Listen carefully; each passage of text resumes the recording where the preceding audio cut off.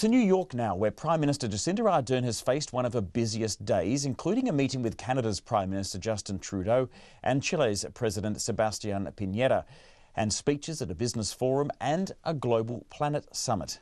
Of course, the day ended with an appearance on The Late Show with Stephen Colbert. The New York Times has called my next guest the biggest thing to hit New Zealand since Frodo dropped the ring into Mount Doom. Well, we'll see about that. Please welcome Prime Minister of New Zealand, Jacinda Ardern.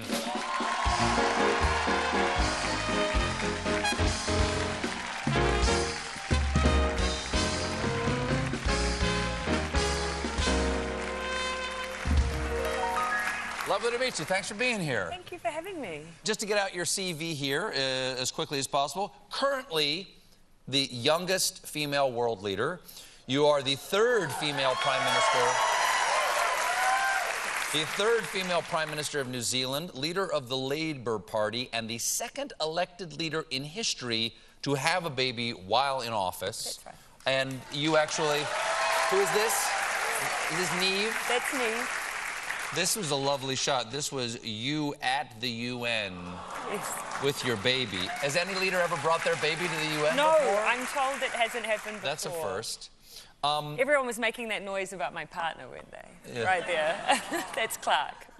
You could technically be described as a hobbit yourself, because I understand you grew up near Hobbitown. I did. But I do find it slightly offensive that everyone thinks that every New Zealander starred in either Lord of the Rings or The Hobbit. Were you in The Lord of the Rings or The Hobbit?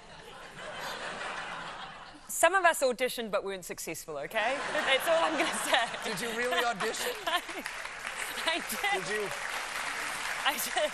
I don't know if anybody told you, but I'm a little bit obsessed with Tolkien's world. I'm a little obsessed. Do you know, the team back in New Zealand have heard about this as well. By team, I mean the people of Hobbiton. And they contacted me today and said that they would like to make you a citizen of Hobbiton. So, thank you. I asked what that comes with. It's not keys, you get a mug. You get a mug? You get a mug. You get a mug? Did you bring the paperwork? I have it in writing. Well, actually, they're going to have the official calligrapher for the Lord of the Rings and Hobbiton and The Hobbit write up your official invitation. And so, come to New Zealand and we'll make the ceremony official. There's a direct flight from Chicago. It's nice and easy, starting November. We're in New York, though. I got to get to Chicago. I know, yeah, but I got friends it's close. There. I got friends We consider that close. When does it start? So the direct flight's from November, but you come anytime. Well, I'd love to come, and I wouldn't mind coming with some friends because, you know, we had Flight of the Conchords on the show this week. And when they were here, I asked them if they had a question for you, and they recorded a question, if you don't mind. Sure. Jim, can we play the question that the guys asked? Hi, Jacinda. We have an important question for you. Can we come for dinner? Well? They pick me up from the airport, then I'm happy to have them over for dinner. Like this. If they pick you up from the airport when you get home? Yeah, that would be handy. I've met them before. It's New Zealand, so we all know each other.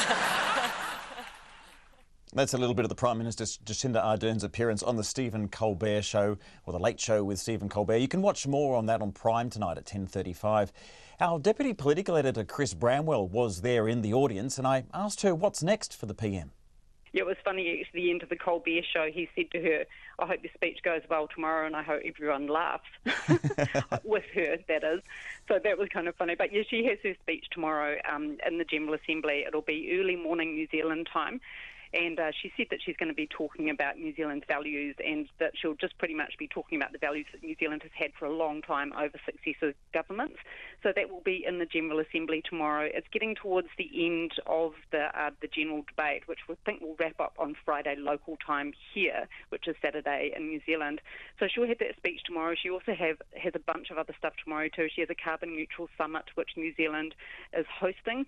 And then there's a New York Times summit about women in leadership with Julia Gillard there. And then she's also going out to Columbia University to meet some New Zealand students. So it's actually another really packed day here. It's a pretty relentless schedule. And, of course, she does have her 3-month-old daughter with her, so I think everyone's probably a bit exhausted.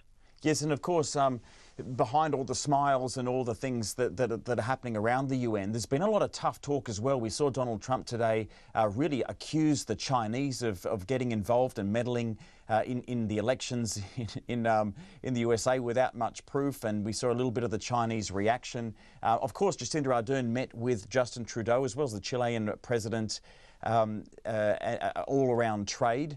How do you see the Prime Minister in the way that she's dealt with those issues? Obviously not confrontational, but how has she handled questions from yourselves, from the press, regarding some of the big issues that are at play here at the UN? I mean, she takes it all in her stride. A lot of the stuff around Donald Trump, she is very careful to be very diplomatic about. Most of the questions today to her around Donald Trump's comments were actually whether or not New Zealand has had any meddling in its election. Like, has there been any influence of China in any of Chinese influence in our elections? And she pretty much said that nothing to her knowledge, but she said with the advent of social media and the internet and cyber attacks, it's a constant problem for New Zealand and most countries, of course.